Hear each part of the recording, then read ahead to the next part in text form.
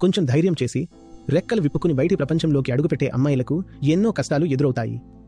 మన సమాజం, ఈ సంసారులు, పాతకాలపు మనుషులు వారికి ఇల్లు అద్దెకు ఇవ్వడానికి కూడా ఇష్టపడరు. ఒక అమ్మాయి ఇప్పుడిప్పుడే తన కెరీర్ నిర్మించుకోవడానికి బయటకు వస్తే మొదట్లోనే ఆమెకు భారీ జీతాలేమీ రావు కదా. కానీ తన ఇంట్లో చూస్తే ఏ పని చేయని మహిళలు లక్షలాది రూపాయలతో విలాసవంతంగా గడుపుతూ ఉంటారు. బయటకు వచ్చిన అమ్మాయి ఏమో నేను నా స్వశక్తితో కష్టపడతాను అని అంటుంది. అయినా సరే ఆమెకు ఇల్లు దొరకదు, చేతిలో డబ్బు ఉండదు. పైగా బయట అడుగు పెడితే తోడేళ్ల లాంటి మనుషులు పీక్కు తినడానికి చూస్తుంటారు. మరి ఆమె ఎలా బతకాలి?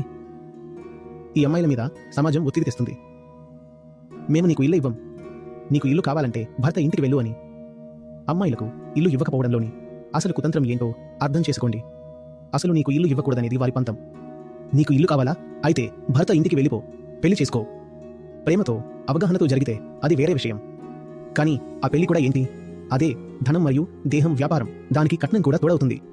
గుర్తుంచుకో, నువ్వు కేవలం ఒక దేహానివి కాదు, ఒక చేతనవు. నీ జీవితాన్ని, నీలోని అనంతమైన సంభావ్యతను పూర్తిగా విస్తరింపజేయి.